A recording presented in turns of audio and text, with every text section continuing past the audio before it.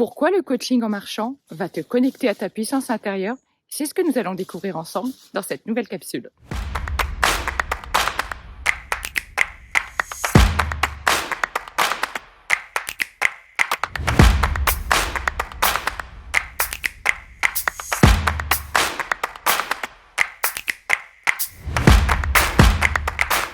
Bonjour, je suis Vanessa Millet, mentor, coach philanthrope et conférencière audacieuse. J'accompagne toutes les personnes qui le veulent à gagner en confiance et en affirmation de soi, à mieux s'affirmer face aux autres et à développer une communication authentique, impactante et captivante. Et puis surtout, à oser prendre ta place. Alors si tu as envie de vivre une formation, un accompagnement ou ce que je mets en place en ce moment, c'est-à-dire les immersions l'envol, eh bien je t'attends. Toutes les descriptions sont sous la vidéo. Alors oui, les marches. Le coaching en marchant, je crois que c'est ce que je préfère faire. C'est là que j'ai pu voir les transformations les plus spectaculaires, à commencer par moi-même. Quand j'ai fait le chemin de Compostelle il y a 3-4 ans maintenant, et que j'ai parcouru 800 km et où j'ai assez halluciné d'arriver jusqu'au bout, même si je suis une marcheuse, même si j'aime bien ça, avec 8 kilos sur le dos, ça change énormément la donne.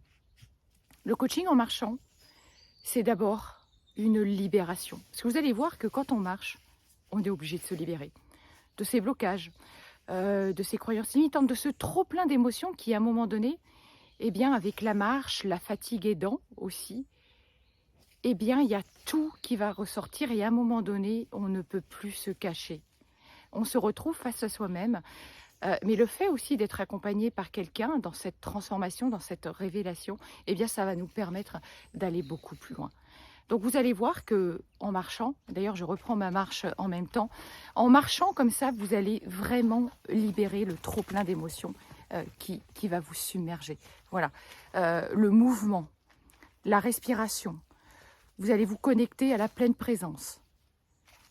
La première étape, c'est donc la libération de ce mental trop chargé, de ce mental qui tourne en rond, qui tourne en boucle. Et croyez-moi, les cogitations, je sais bien ce que c'est.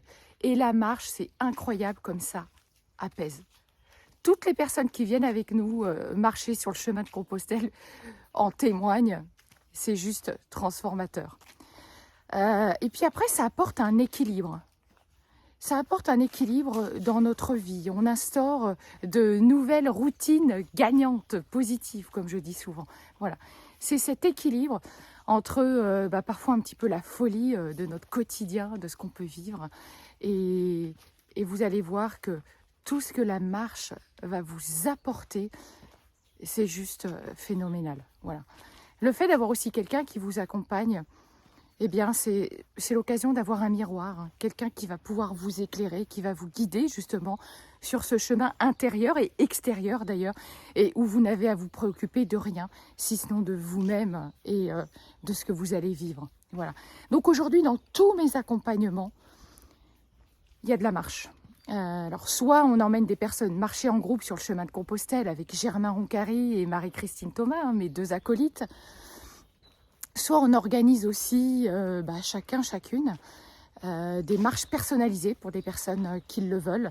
Moi, j'ai créé une immersion qui s'appelle l'envol, où il y a des formats de 3, 4, une semaine, où on va vraiment travailler ensemble sur une de vos problématiques personnelles. Et donc, du coup, soit je prends une personne, on est vraiment en immersion one-to-one, soit je prends 3 autres personnes avec moi.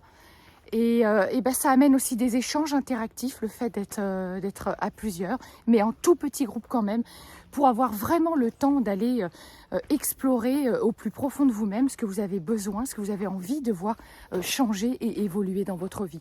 Donc dans ces immersions, il va y avoir de la marche, il va y avoir de la pleine présence, il va y avoir de la réflexion ensemble, il va y avoir des protocoles transformationnels très puissants, issus de la PNL et des neurosciences, il va y avoir de la méditation, de la pleine présence, enfin voilà, plein de choses comme ça. La dernière étape, je trouve pour moi aussi de la marche, c'est l'inspiration. Moi, je le vois bien, hein, l'inspiration que je peux gagner à chacune de mes marches. Voilà, ça développe ma créativité, mon audace, mon envie de faire plein de choses.